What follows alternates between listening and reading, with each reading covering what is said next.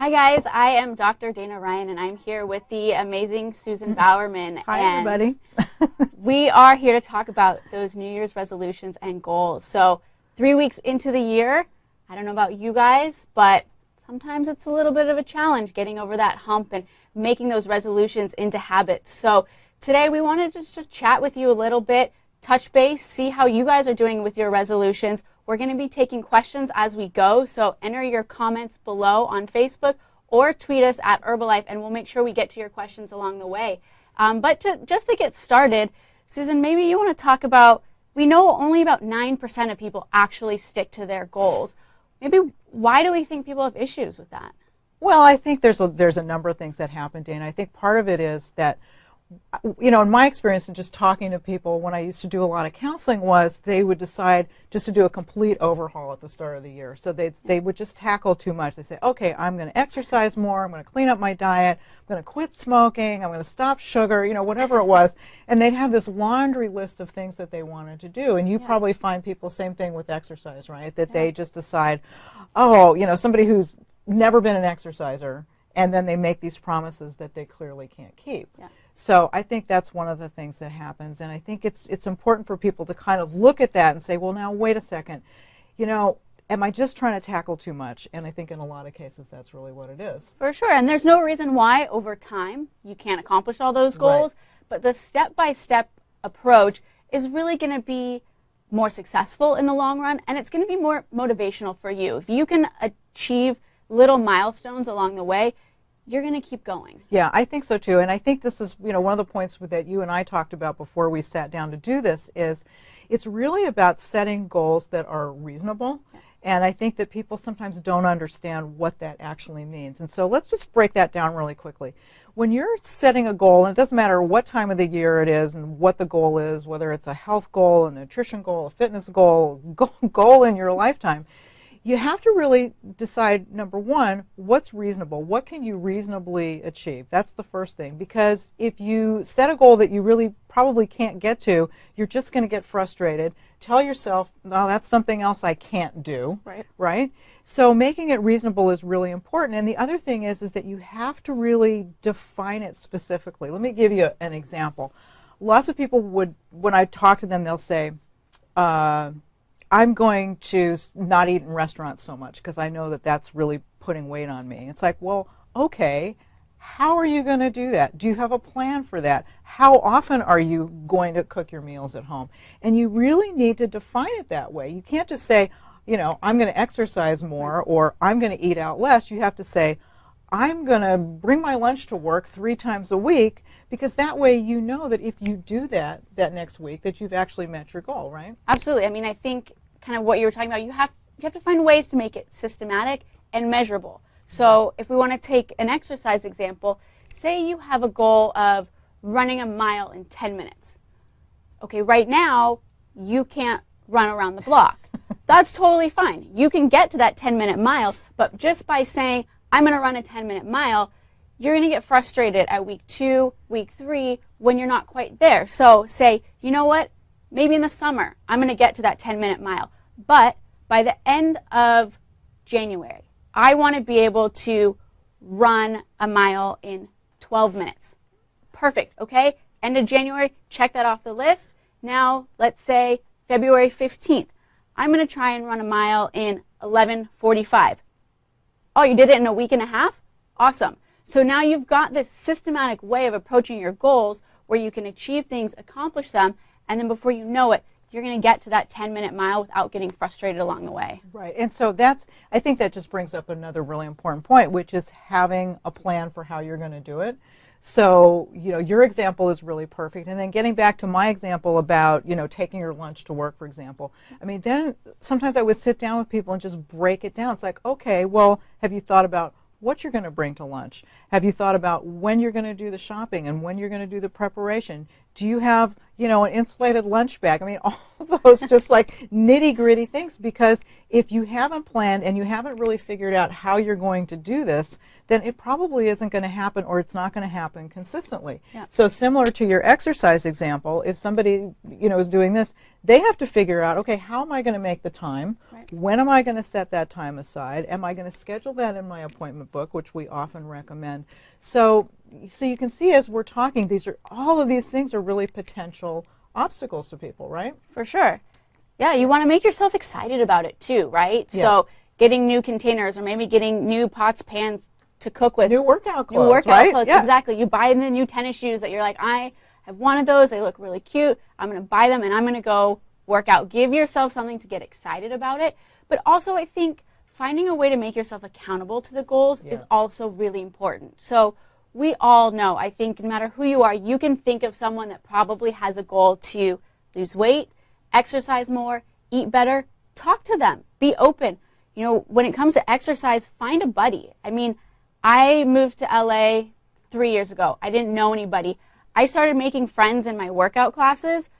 Those people are now the reason I go work out. I want to get a workout in, but I want to see my friends. Then we go have a healthy dinner afterwards, and it becomes an event, and then working out becomes fun. And I think you can do that with food too. Yeah, no, you absolutely can, and those support systems become really, really important. And I think people sometimes underestimate that. And there's so many different ways that you can, you know, find the support. Your example is perfect. It's really about accountability. So whether you're accountable to another person, if that's what appeals to you. It's funny that you said that, because I used to have a workout buddy. What we used to do, honestly, we swapped shoes. No, it really, because we had this thing that we were going to go take this like 3-mile walk around the park every morning, and there was always those mornings I thought, oh, I just don't want to do it, but I have her shoes, so I had to go, and it really worked out really well. So I was totally accountable to her. And I think the same thing, you know, when you think about your diet, whether, you know, as you said, you find your support system with other people who are trying to achieve the same goals can work, or if you're more somebody who kind of likes to do it on your own, then, you know, log what you're doing, whether you're using an app or you're just doing it old school and you're writing it down on paper, I don't care, but at least you have some way to be accountable. And that way you can also look back and say, okay, this is what I planned to do and I met my goal, even if it's for that day, that meal, you know, that snack, whatever it is, you know, take advantage of those little tiny milestones, because as you say, you can really build on those. Absolutely. And just a reminder for you guys that are joining in right now, make sure you send us your questions in the comment section, tweet us. We want to help you guys answer the questions that you want to know. We can sit here and talk all day, so, and we might, but if you send us your questions, we'll be sure to answer those for you. So, yeah, going back to support system is great. Buddy system is great. But, you know, some people, they're like, I want to kind of do this on my own. Yep. You know, something I've found is try and sign up for an exercise class. Commit yourself to something. I know, you know, a lot of places, whether it's the local gym or the yoga studio or something, there's a cancellation fee if you don't show up to that class. So sometimes by signing up, you hold yourself accountable. You don't have to tell anybody, but you know you have to go. Otherwise, you know, you can build in these ways to make less excuses for yourself. No, that's right. And I think that is really part of the commitment. I've even said to people, you know, whatever your goals are, you know, write them down on a piece of paper, a sticky note, put it on the mirror in the bathroom so you see it every morning. You know, however you want to do it, put on your phone, I don't care.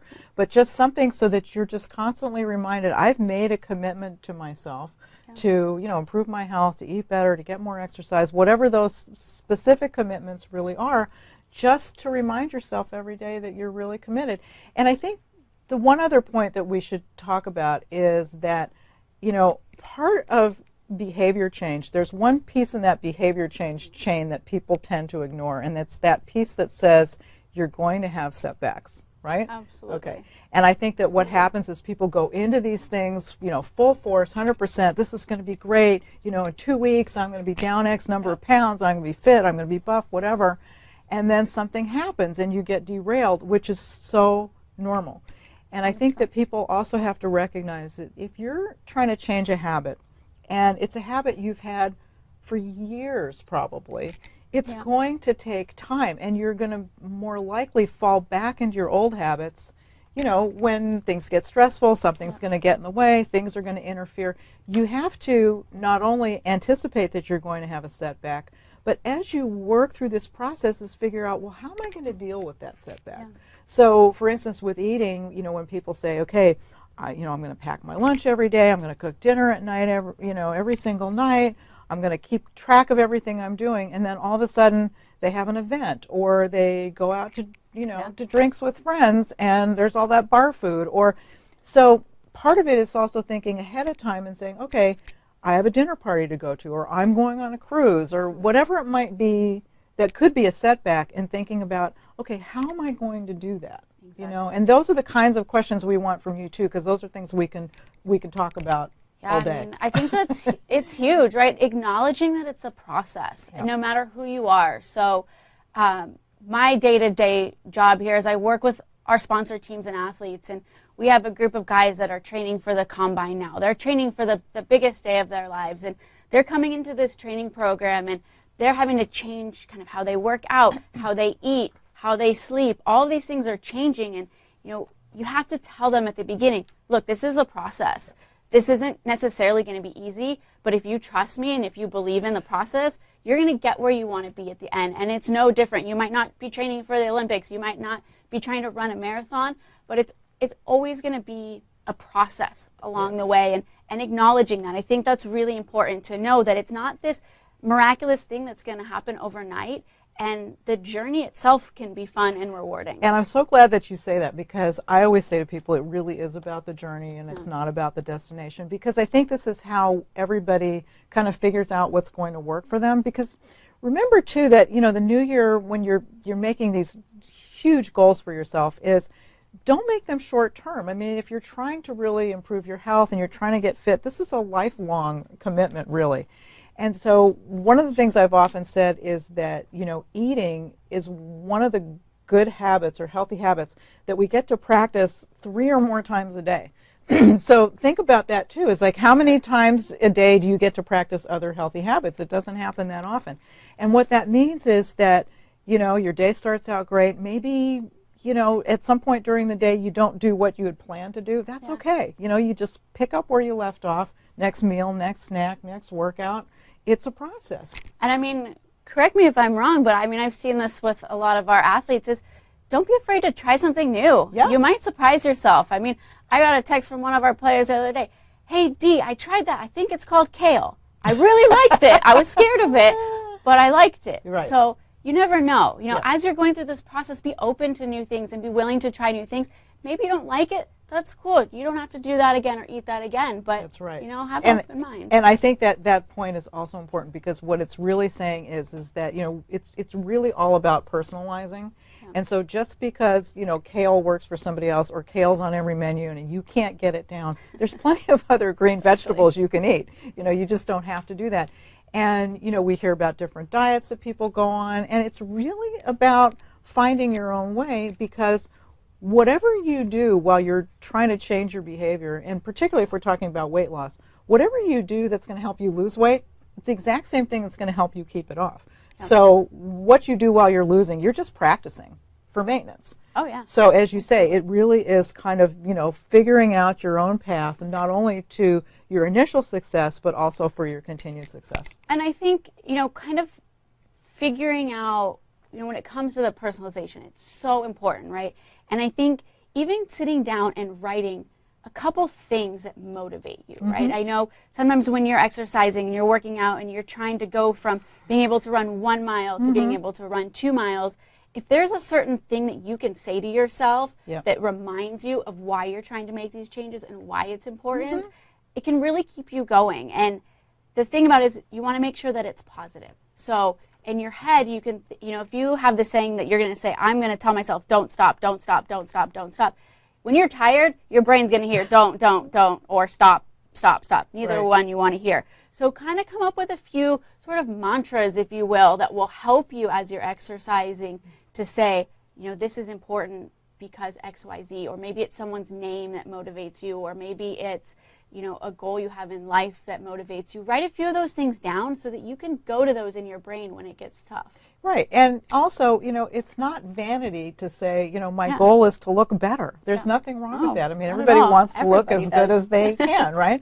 So, you know, if you're motivated to get healthier, that's fine. If you're motivated to just, you know, eat better, if you're doing it, you know, for someone you love, or you're doing it because you have a great life and you just want to live longer. Yeah. But you're right. You know, if you kind of keep that in your head, it really does help to remind yourself, well, why did I commit to this in the first place? Exactly. And again, just recognizing that, you know, it's gonna vary from time to time. So why don't we take some questions, because I know we have a lot. Yeah. So let's take a few. Let's see what we've got here. So somebody's asking, I'm not losing weight as much as I wanted to. What can I do? So I'll tackle that first, and then you can kind of chime in. I think that, again, you know, when somebody says I'm not losing as quickly as I had hoped, I think part of this really has to do with goals and really establishing reasonable goals. So I think that, you know, if people go into something and expecting that they're going to drop huge amounts of weight week after week after week, there's a couple things to remember. First of all, that as you're going through the weight loss process, the amount of calories that it takes for your body to maintain itself is constantly going down because your body's getting smaller, right? So that basically the easiest way to think about this is that your calorie needs are really established by your body size in large part. So as your body's getting smaller, your calorie requirements are going down. So the rate at which you lose, number one, is going to naturally slow down a little bit. Right. But I think the other thing that's helpful is for people to really understand that, you know, determining what their goal weight is also important too, because I think, and you've probably experienced this too, that sometimes people think they should weigh less than they should. They're not taking in account things like body composition, which is really important. And again, that it's really not about the rate at which you lose, because oftentimes if you try to lose it too quickly, it usually means that you've made some pretty dramatic changes in what you're doing, and those changes may not be sustainable. So again, I think it's more important to me, I think, to focus on the behaviors. So if you're saying, you know, I've really kind of stuck to my diet, I've stuck to my exercise plan, and I'm really moving down the path I wanted to move along, I'll let the weight kind of take care of itself. Sure. Absolutely. And I think one thing that you touched on is body fat percentage. So I try and encourage people, track a few different things. Weight may be your goal, but pay attention to your body fat percentage as well, because if you start exercising, you might see you're decreasing your body fat, you're increasing your lean muscle mass. That could affect the number that you're seeing on that scale. So you're actually building muscle. So muscle is going to weigh more. You might not see that decrease in the weight necessarily, but that's actually okay. You might find people are saying to you, hey, you look like you've lost a lot of weight. I know when I put on 5 pounds in muscle, people think I've lost weight because your waist circumference is smaller, you look more toned, you look more fit. So, you know, body fat scale, body fat percentages sometimes can be more motivational as well, and it gives you a couple other things to track so you're not solely focused on one number. And it's so critical. I can't tell you how many times I have had this conversation with people where you know, they'll say, you know, my clothes fit better, you know, I can tell my waist is smaller, I'm losing it from my hips, but they get on the scale and the scale hasn't budged. And exactly what you're saying is they've lost fat, they've gained muscle. So, and they get so focused on that number on the scale, and I'll say, well, but how are your clothes fitting? How do you look? What are people saying? So trying to focus on that. How do you feel? What is your energy level like? I think the more things that you can track, the more you'll see progress in something, and that's motivational, right? And the same thing, like I always encourage people when they're looking at weight loss also to track the exercise that they're doing, because we can almost more easily predict what's going to happen with your fitness, right? So if you're running it every single day, then we're going to see changes in fitness, and that can be really motivational. That's right. Now here's one that we can probably both, we've talked about this a little bit, but you know, I've made my goals, but I'm having trouble sticking to my resolutions. So what are some things that we can do? So what would you say? A couple things. One, going back to making it small, measurable, things that you can attain, you know, a week at a time, a month at a time, so that you're really just checking things off. And then I also find to write them down, right, and put them in a place where it's meaningful to you. So, you know, maybe you're that person that craves that late night snack, like you have to have those cookies before you go to bed. Put your goals right there on that cabinet, right where those cookies are, but you put the reason why too. Okay, so why am I not going to eat that cookie? Is it to set good habits for my children? Is it, you know, so that I have energy to get through my day? Is it because I want to lose weight?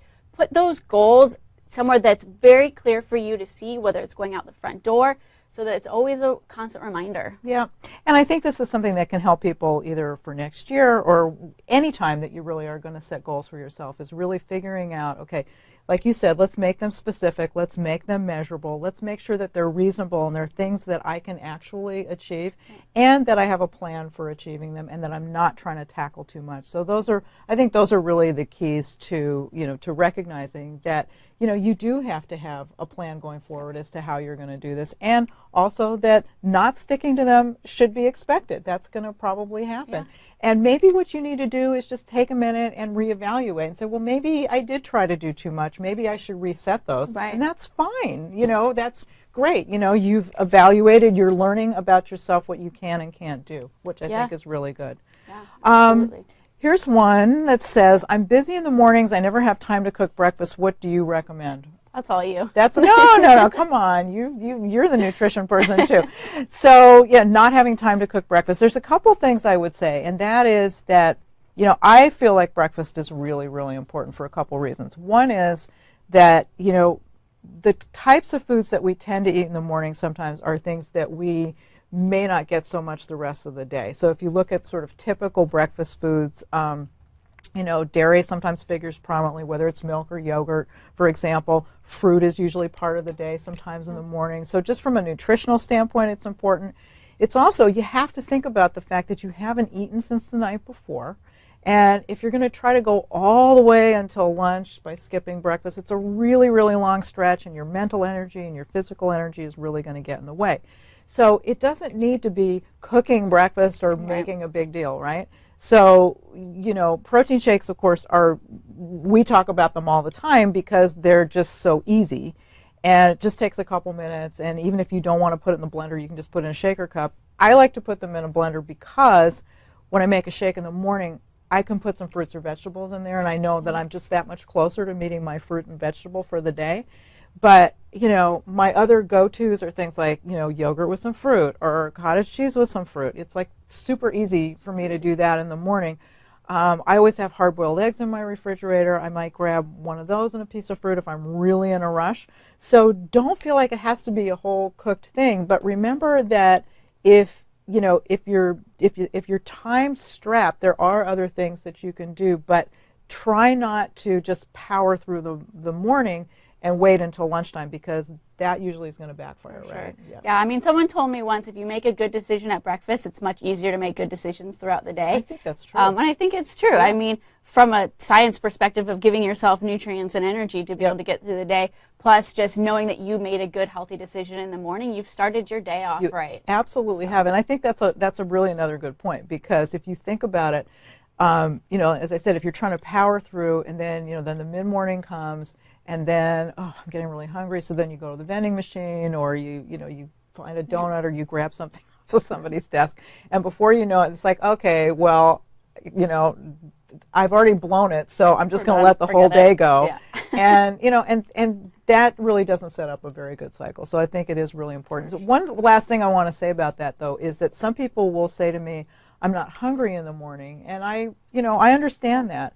So if that's the case, then I think what you might plan to do, if that's how it is for you, is figure out something that you can take with you as your day gets started. So if you're not ready to eat first thing in the morning, then, you know, take a protein bar, grab a carton of yogurt, you know, just something that's really easy, a piece of string cheese and fruit, just something so that when that mid-morning, you know, urge strikes, which it likely will, that then you're not going for the sweets, that you actually have something healthy that you can do. Absolutely. And I think that goes right into our next question, which is, I start my day off healthy, I lose motivation. What are some tips to stay on track? And I think just what you were talking about, which is planning ahead, right? Having something with you. You guys drive down the streets just like we do. It's very difficult to just see something and be like, oh, there's healthy food right there. Let me pull over and grab it. It doesn't happen, right? Knowing you have a bag of almonds in your car, you have an apple, or you have something with you at all times that really, just put it in your face. It's the same thing with drinking water. It's such an important habit to do all day long. If you have a water bottle next to you, you're more likely to drink water. So just give yourself the chances to succeed by having those things with you. Yeah. I think that is important, and I get it, because I think that everybody, it's like every day is a fresh start. It's like, okay, today I'm going to do it, and I ate my good breakfast and I had my snack, and then I had lunch planned, and then Dana said, "Come on, let's go." Let's go down the street. Yeah, exactly. Let's go down the street and eat something. And okay, but that's when you kind of come to that fork in the road, right? So you could say, "Oh, she invited me to lunch." The devil on this shoulder says, "Okay, well, I guess I'll start again tomorrow." But the angel that's sitting over here says, you could still go out to lunch and make healthy choices, and you could stay motivated. So you're right. I mean, part of it is just kind of planning ahead. I'm glad you brought up the water thing, because I will confess that that's actually been my resolution. And anybody who's heard me talk knows that I really struggle with drinking enough fluid. I don't know why. I don't really like plain water. And so what I've been doing is I've just make sure that I have, I have a big water bottle on my desk. I fill it up every morning, and I make sure that I finish that by the early afternoon, because that's just a reminder to me, this is what I plan to do. Yep. And and I'm less motivated as the day goes by. I'm guzzling in the morning, and then by the afternoon it's like I forget. For sure. So just having, like you said, having that reminder is great. And I think someone asked on Facebook yesterday, I feel like I'm hungry all the time. Drinking water can help with that as well. Sometimes we mistake hunger for thirst, and having water and drinking water is kind of a good way to get through the day for that too. And that's, before we get to the next question, I'm glad you brought that up too, because I think some people don't really recognize hunger. Right. Some people, interestingly, are afraid of getting hungry, and some people eat in anticipation of it because they kind of want to prevent that feeling, which I don't know. I mean, maybe they just associate it's just very uncomfortable for them. Maybe they've had experiences where they've tried to cut back too far, have gotten uncomfortably hungry, gotten lightheaded, just felt their energy flagging and so forth. So recognizing what hunger is, interestingly, a lot of people don't really know, either because they haven't allowed it to happen, or they, as I say, they just let it go way too long. So I like people to kind of think of hunger as being physiological, like anything else. When you get thirsty, you respond. Well, I have to work at it. But the point is that it is a physiological signal. Your body's telling you that it needs fuel, and you do want to respond. So when we try to ignore that signal and say, well, I'll just wait, but think about all the other physiological signals that your body gives you. If you need to use the restroom, you go. You're not going to say, well, I'll just wait, or I'll try to go a lot now and then I won't have to go later. And people do that with eating all the time. It's like, well, I'll just skip for now, or I'll take care of it later. And if you think about how kids naturally respond to hunger, it's really interesting, is that left to their own devices, most kids will eat when they're hungry. They'll stop when they've had enough, not when they're stuffed. It's like, I've had enough for now.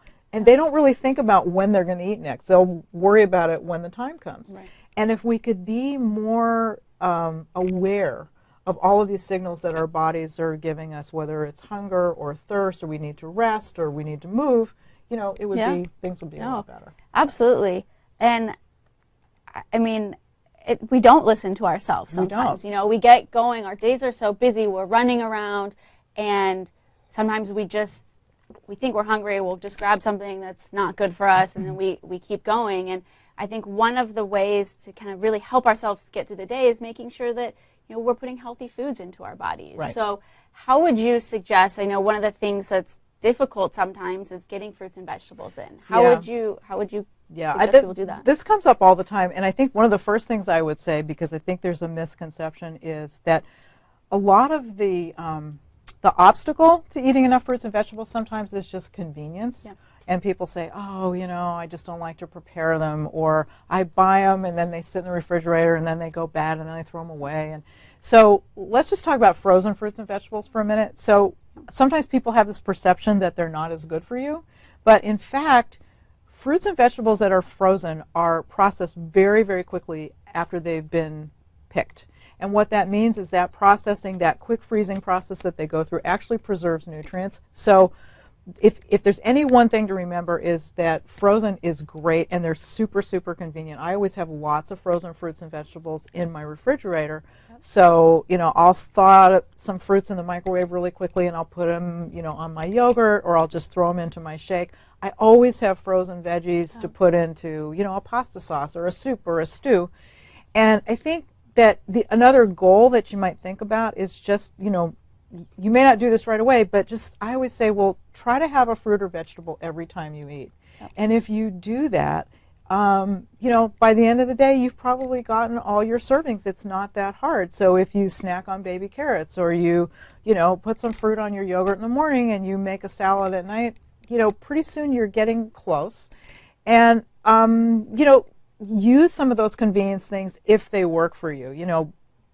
Pre-processed bag salads, I know they're more expensive, but if the thing that's holding you back is taking the time to make it, it might be worth the expense. I mean, the frozen fruits and vegetable thing for me is, so key. It's a lifesaver. I mean, I travel so much, I can't keep fresh fruits and vegetables they would last a day and then they would be bad. So, and then I would leave. Yep. So having those around is so key for me, in the mornings, frozen strawberries, some almond milk, some protein powder in the blender, done, out the door, drink it on my way to work. And I've got fruits in, I've got good protein in, and it's just an easy way, an easy way to go. Yeah, so, and again, it's a process. Now, we've got another question, Dana. This one I think you've kind of addressed, but I think we should talk about it in more detail because it comes up so much. It says, how do I know whether I'm gaining pounds in muscle or fat? Yeah, so you can actually get body fat percentage scales. They're not that expensive, and it will tell you, okay, you're X percent body fat, and so if your body fat is going down, you're gaining lean muscle mass. Yeah, and I think one thing I would caution people, though, is that do a real quick tutorial here on body fat and body lean, just because I think it's important to understand this, is that, I always say to people, if you do body composition analysis, kind of think of your body as being made up of two parts. One part's fat, and the other part is basically everything else that's not fat. So it's all the muscle, the bone, all of your organs, the fluids, everything is in that fat-free compartment, shall we say, or the lean body mass compartment. So what happens is that when you step on one of these body composition scales, it's actually not measuring your body fat, it's actually measuring the lean body mass part, right? And it's calculating the body fat by difference. So stay with me for a minute because this is important. So remember that I said that fat-free compartment contains all the fluid? Well, what happens is many people experience this when they first lose weight, they lose a lot of water, right? That's kind of natural. That water is part of that fat-free compartment. It's going to get smaller. And I'm telling you this because I think the tendency sometimes is for people to get that body composition measurement too frequently. So what can happen is as you're losing water and that fat-free compartment is shrinking, and you get on the scale after you've been on a diet for a week or 10 days, and it's like, uh-oh, it looks like I'm gaining fat. And it's because you've lost some of that fluid. So I think it's great to track it, but I just want you to be aware that those numbers might fluctuate, especially in the early stages. And so generally, I usually say, I don't know what you think, I think body composition analysis maybe every 4 weeks, but not too much more often than that. So, you can track your weight. And I think the other thing, and you brought this up before, is you can also tell really just basically by how your clothes are fitting. And you can take measurements. Your waist measurement is shrinking even though the scale says you haven't lost anything. I think so. And I think, when it comes to tracking, one of the most important things I think is if you are going to track things, use the same scale every time, because we know that, technology is really good, but there is going to be error with everything that you do. So if you use the same scale, you're tracking your percent change over time, and really looking at the trend that you're going is sometimes more important than the absolute number. It is, because scales vary. I used to have patients all the time. They say, well, your scale weighs more than my scale. It's like, I don't really even care that much about the number. I just want to know what's happening over time. And so even for people another good point that you brought up. For people who weigh themselves, let's say every single day, is look at the trend. Look at it from Sunday to Sunday. Don't really worry so much about what's happening day to day, because weight will naturally fluctuate, yeah, right? Absolutely. Okay, here's a question. This is a perfect one for you. I'm too tired to work out. How can I make more time to exercise? No, I mean, I get this question probably 10 times a day, and you know, no matter how much you love to work out, you do feel this. This is a completely normal feeling. We work long days. I mean, I can talk about exercise all day. At the end of the day, I'm like, oh, I'm so tired. I don't want to go work out. I've been talking about it. Doesn't that count? It should count for something. Yeah. A couple things. One, I think habit. You know how you feel after you work out, and that makes it easier to go do it. But as you're starting into the exercise process, we know that we say 30 minutes a day. But what we also know is 3 10-minute bouts of exercise is going to give you benefit as well, right? So if you think, I just don't have 30 minutes, you've got 10 minutes a couple times a day, right? So roll out of bed, do 10 minutes of sit-ups, push-ups, some core exercises. You can check off that first 10-minute box, right? At lunch, go for a walk. Instead of walking right to the cafeteria to get food or walking right to the restaurant, walk around the restaurant twice. You've got 10 more minutes right there. When you get home, park your car. Don't walk right into the door. Walk around the block.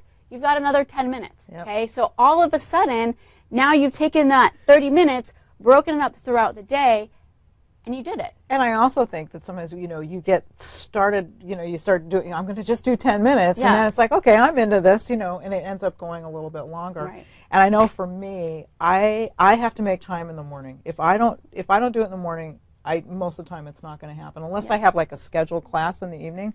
It's because, like you said, you know, your day gets busy and you get tired at the end of the day. So unless that's absolutely your time to do it, so you have to figure out the best time. And then again, going back to that buddy system, find a friend. Like I know, I'm like, all right, I told Jessica I was going to be at this class at 7:30 tonight, so we're going to get dinner afterwards. I'd be a terrible friend if I blew her off. Or if I have her shoes. Or if you have exactly. So you can't work out without shoes.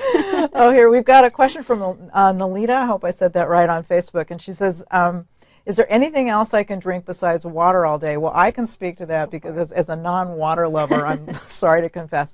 And this is a good one to clear up because I think sometimes people, you know, they hear, oh, we should have 8-ounce glasses of water a day or whatever, and then, you know, but what about other liquids? So what I would say is that, you know, there are plenty of other liquids that can count, but what you want to think about is the calories. So for example, coffee and tea actually does contribute to your fluid intake. There's not a problem with that. Okay, people always say, well, what about the caffeine? It's not a fluid negative. In other words, if you drink a cup of coffee, yes, it has mild diuretic effects and you do lose the fluid, but you just lose it more quickly. You don't lose more than you would have. Right. So it still counts. So if you're focused on 8-ounce glasses of water, you don't need to have your coffee and tea isn't on top of that. It contributes. Yeah. So what I would say is think of things that, number one, can make the water more tasty. Like I like to put a little fruit or some cucumber in there, you know, do the spa water thing. Yeah. There's all kinds of, you know, different kinds of supplements or powders or vitamin little packets and things that you can add that make it taste good. Be careful about, as I said, the calories. Yep. A splash of fruit juice in a big tall glass of mineral water is really refreshing and not high in calories. So yeah, there's lots of other things that you can drink. And we get actually a lot of fluid from the watery foods that we eat too, but it is important to get your fluids in throughout the day. So you just have to figure out, you know, what are the things that you like and how you can make that work. And if you're someone that likes sports drinks, know that when you're drinking them is going to be important. That's not something to have while you're sitting on the couch during the day.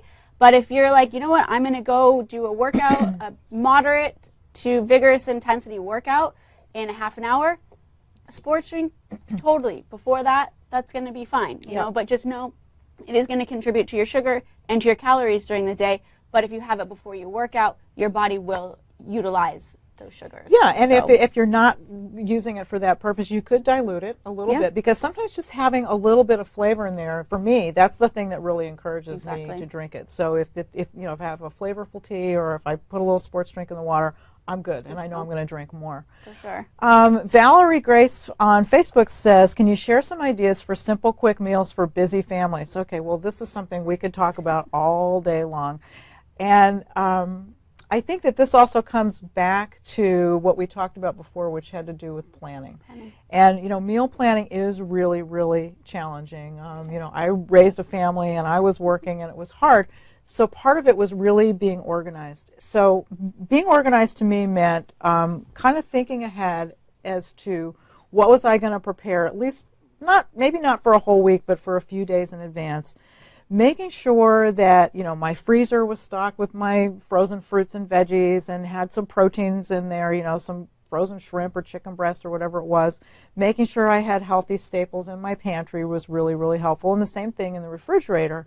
And then I always had just like, I don't know, 10 or 12 sort of go-to recipes that I knew were easy, like something I could put in a slow cooker or something that I could make that was a one-dish meal.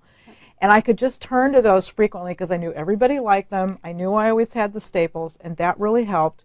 The other thing I always say to people is, you know, cook once, eat twice. So what I mean by that is if you're making something like a soup or a stew or spaghetti sauce, as long as you're making it, just make extra. I mean, it's so logical. Yeah. And then, you know, you put the extra away for the next day or you put it in the freezer, you always have stuff to go to.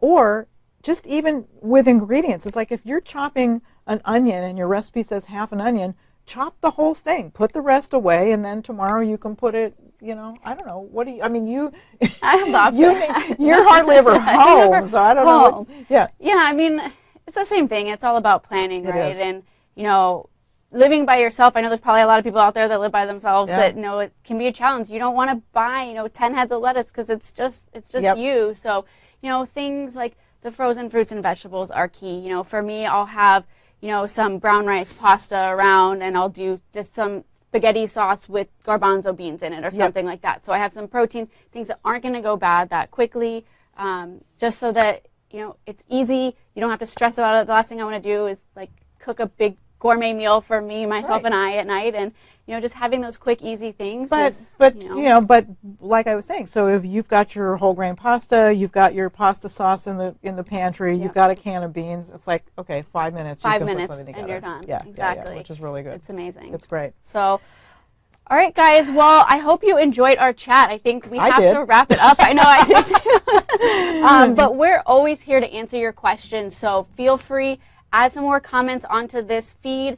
Tweet us at Herbalife, and we'll get to those questions that we didn't get to today. Yeah, so we totally will. So, and we'll do this again. So, so glad you joined us, and just, you know, just remember, it's, you know, it's about the trip. It's not about the destination, right, Dana? Absolutely. Yeah. Okay. Exactly. All right. Thanks, guys. Bye. Bye.